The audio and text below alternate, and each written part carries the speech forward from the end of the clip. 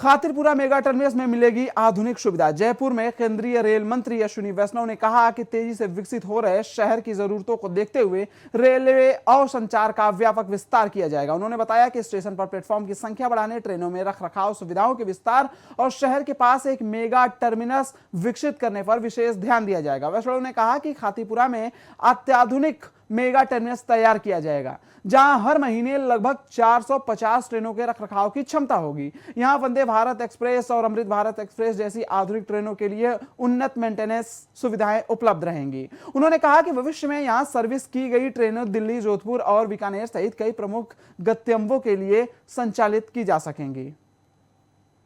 साथियों, जयपुर शहर बहुत तेजी से बढ़ने वाला शहर है।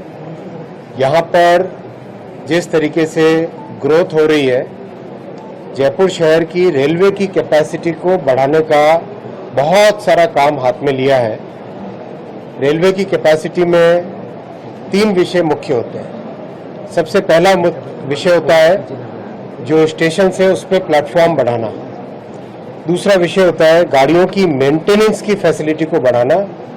और तीसरा विषय होता है कि शहर के आसपास कोई न कोई मेगा टर्मिनल बनाना।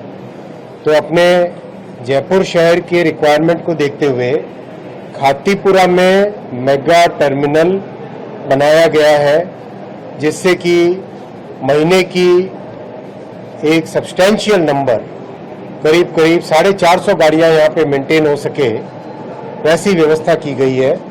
और बहुत ही मॉडर्न व्यवस्था की गई है, आधुनिक व्यवस्था की गई है, जिससे कि आज की जो आधुनिक गाड़ियां हैं, वंदे भारत, अमृत भारत, इन सब गाड़ियों की मेंटेनेंस भी यहाँ पर हो सके। LHB के कोचेस, इन सब गाड़ियों की मेंटेनेंस भी यहाँ पर हो सके।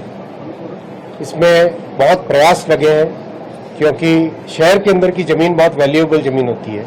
1 स्क्वायर इंच भी उसमें जगह को वेस्ट नहीं करना होता है, तो उसमें बहुत केयरफुल प्लानिंग करके किया गया है। ये फैसिलिटी जो बनी है, आगामी 20 साल का जो जयपुर का डेवलपमेंट है,